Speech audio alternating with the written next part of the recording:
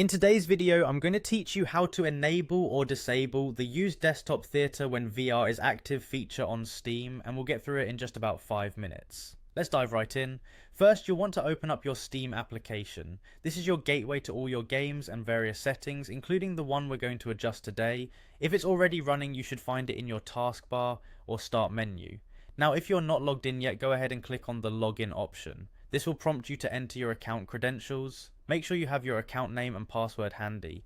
Once you've entered those details, click on sign in to access your account. With that done, you'll find yourself on your Steam homepage.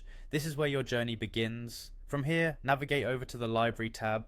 This is where all your games are housed. It's the hub for everything you have installed or want to install from your collection. After you've clicked library, locate a game from the list.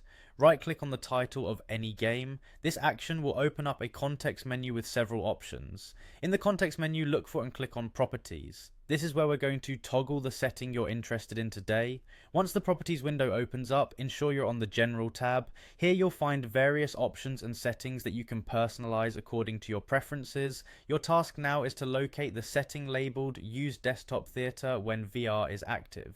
This handy feature allows your non-VR games to be played in a theatre-like environment while using a VR headset. Whether you're going for a minimalist experience or a full theatre mode, this option is your go-to. You will see a checkbox next to this option. If you want to disable the feature, simply uncheck the box. Conversely, if you want to enable it, check the box. It's as straightforward as that.